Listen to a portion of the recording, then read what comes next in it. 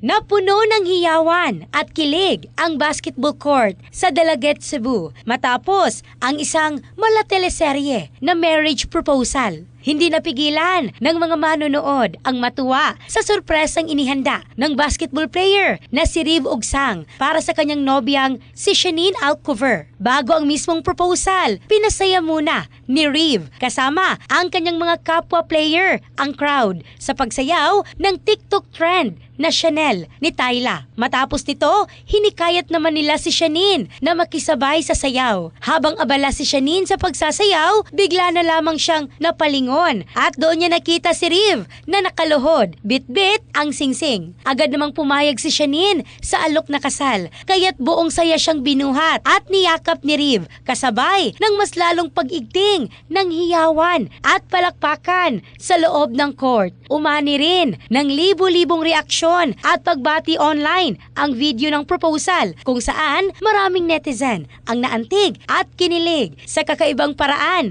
ng paghingi ng yes. In the heart of changing lives, ako si Michelle Craste ng Brigada News Philippines, the Music and News Authority.